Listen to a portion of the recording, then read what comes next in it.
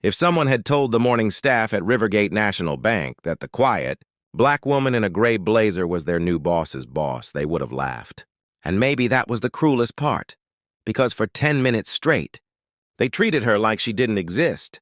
Her name was Dr. Sienna Monroe, and by the time she stepped through the bank's revolving doors that morning, she controlled more assets than the entire branch combined. But none of them knew that. Sienna paused just inside the entrance, taking in the marble floors, the hush of money, the laminated posters about equal opportunity banking taped to the glass walls. She had been scheduled to meet the regional manager at 10:30 a.m. about the bank's renewal contract with her company, Monroe Holdings, a multi-billion-dollar logistics and real estate firm that had partnered with this bank for over a decade. She checked her watch. 10:17 a.m. Plenty of time. She approached the front counter, portfolio in hand, calm and professional. "Good morning," she said politely. "I have an appointment with Mr. Hargrove." The teller, a young white woman with long acrylic nails, didn't even look up. She kept typing for a moment before sighing. "Fill out a ticket and wait your turn," she muttered. Sienna blinked but kept her composure. "I don't think that will be necessary. My appointment was scheduled in advance. He should be expecting me." That finally got the teller's attention. One slow, unimpressed glance over Sienna's body. Her eyes lingered slightly too long on the simple blazer, the natural curls pulled into a neat puff, the unbranded leather purse. "He's in a meeting," the teller replied. "And he doesn't take walk-ins." "I'm not a walk-in," Sienna said gently. "I'm Dr. Monroe." The teller gave a small laugh, the kind that stung more than a slap. "Right, I'm sure. If you're here about a loan, there's a different desk for that." She pointed vaguely toward the back of the bank. Without even lifting her hand, Sienna stayed rooted in place. "I assure you I'm not here for a loan." A security guard standing nearby finally turned, giving Sienna a slow once-over as if measuring how much trouble she might be.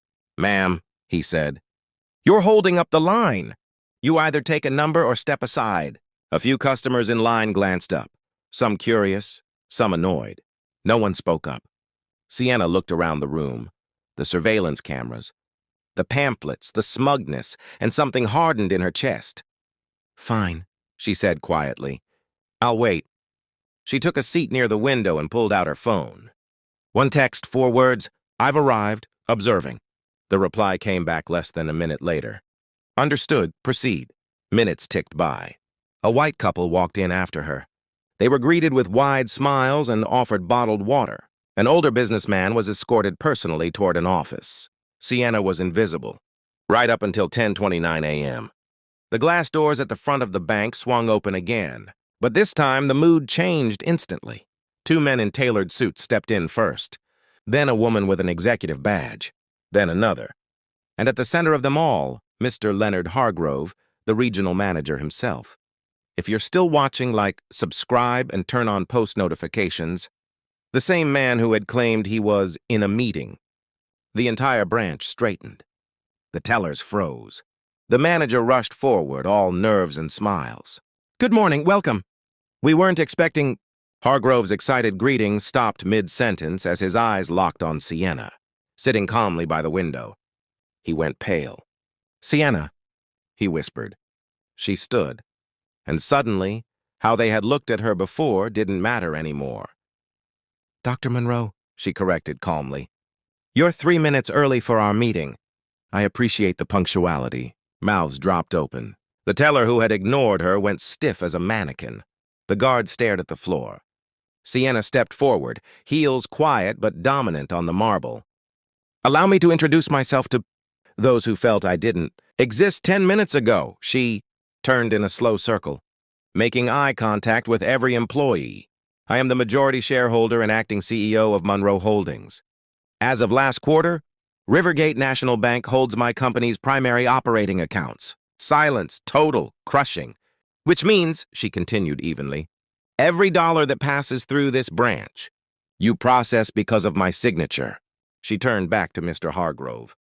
"And since respect is apparently selective in your establishment, I took the liberty of reevaluating our partnership.